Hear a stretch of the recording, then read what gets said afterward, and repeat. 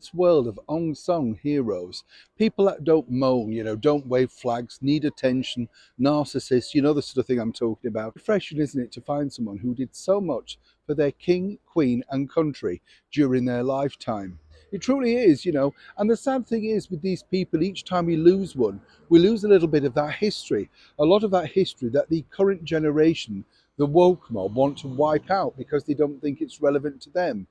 It is without doubt, without these people, they simply wouldn't be living the freedom of life that they have today. So I just really wanted to take time out this morning to share with you some sad news about a man who truly was an unsung hero. As ever, let me explain. Hi, good morning. Neil Sean here in the very heart of London, and as ever, nice to have your company. As I say, this is just a short tribute really to a person who deserves that tribute, because way back in May 1943, or May the 17th, 617 Squadron with the brilliant George Johnny Johnson was part of the team that led the now infamous Dam Busters. So for many people like me, of course, we first learned about the Dam Busters all thanks to the brilliant movie starring the British actor Richard Todd.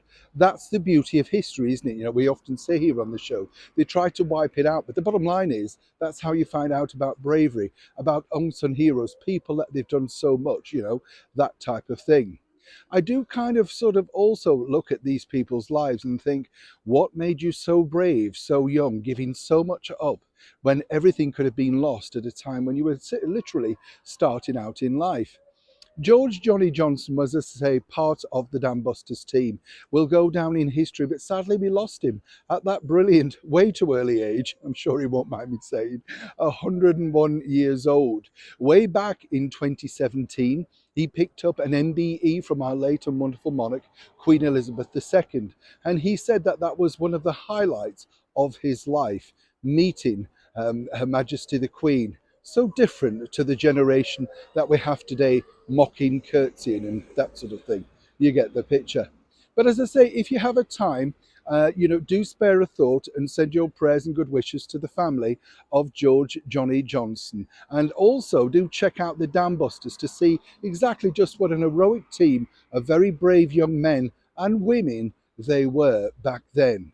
As I say, we often look at people today and we get very angry about statues being taken down and, history rewritten because it may offend someone. These were the brave boys and girls who literally did everything for our country. They deserve our respect. And in a world where things are just swept along in the path of social media, let's take a reflective moment, literally, to remember a true war hero.